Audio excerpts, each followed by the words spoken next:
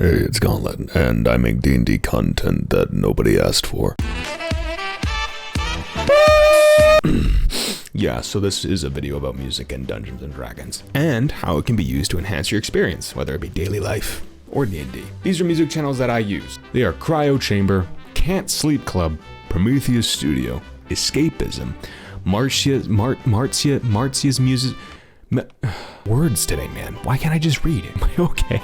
And Fox Sailor. If you stick through the whole video, I'm going to kind of go over what type of genre they are and how you might want to utilize them, and some tips and tricks that I've learned over the 10 years of D&D and utilizing music to enhance my experience. So it might run better for you. I can't do words today, man. Anyway, you already know timestamps are down below, so let's go. Quick disclaimer, I can't actually play some of the music from these channels because they're copyrighted and I didn't ask the artist for permissions, so I'm literally just talking about channels to help you guys out. You do all the rest. You listen to it on your own time. Anyway, that's it. So the first one up is Cryo Chamber. Cryo Chamber is a dark ambient music label run by Simon Heath. Atrium Carceri. I believe that's it, pronounced correctly. I'm terrible with words, forgive me. I usually use this in D&D when we're doing creepy monsters or scary monsters that are really overpowered. You can use it for dungeons and whatnot as well. Just go through this and I'm sure you'll find something that really applies to your game. This is my personal favorite, and he's actually one of my favorite artists that I use daily outside of Dungeons and Dragons. It's for a particular kind of taste in music. Very relaxing, but quite gloomy, and I'd say kind of creepy for some people.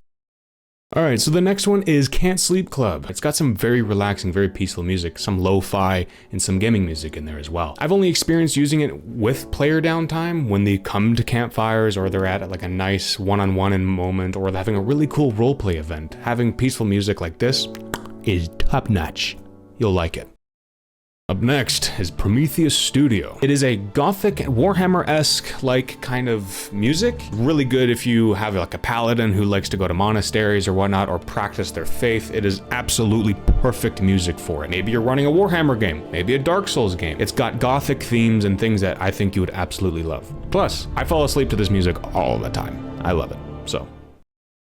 Alright, up next is Escapism. Now when you're looking it up, make sure you put spaces between each letter, because sometimes you can't find it. I don't know. It's straight up just a lo-fi kind of channel, but it's got a few tracks in there that you might want to utilize depending on the type of game. If you're running a futuristic setting, or one that's a little bit steampunk combined with, you know, futuristic technology, or if you just like to use lo-fi for your games as background music while you guys are just having some fun. It's something that I utilize to help me pass the time, if I'm not listening to my dark and edgy ambient music. Alright, the one that I actually can't pronounce properly, Martia. You know what I mean. You can literally just go through any of these videos and you can look at the thumbnails and it would apply for that setting, like Scary Graveyard or Haunted Forest. It's an absolutely 10 out of 10 experience for when you want some more serious settings and tones, and since they're all individually broken up into like specific types, if my party goes from a tavern to then immediately a haunted forest into a graveyard, this channel has been my saving grace, so I think you should 100% go for this channel. This man, Fox Sailor, is an absolute beast. His music is absolute bangers. They slap. I'm not kidding around. It is probably the best combat music I have utilized. In the last year and a half, I have only used this guy's music for combat, and it's just chef's kiss. He has literally a tavern brawl soundtrack.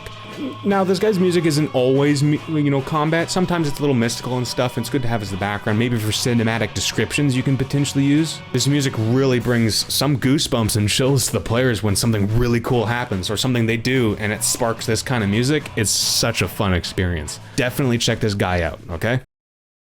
I've learned a lot about how to utilize music, so I'm going to share some of the tips with you. It's a little unorganized, so I'm going to splurge, so just stick with me for a little bit, okay? So things to take away: don't try too hard, don't take away agency or spotlight.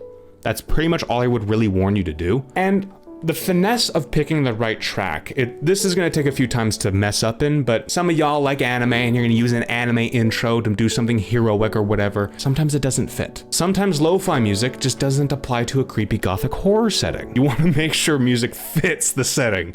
Otherwise, it's just gonna be a weird experience. Depending on the moment, you can also describe the really cool grandiose after effect that makes the players feel super cool. be a little bit short and sweet. And the music only amplified it. Same thing for bonding moments at a campfire. Just having a beautiful moment, it can actually make the table more comfortable and more willing to roleplay character growth. You will sit back as a dungeon master in awe at the magic by literally clicking the play button on a music track. Also, wait, before you go, if you have any music suggestions, literally just put them down below. It's gonna help me out. I know what you like, and it's gonna help other people out.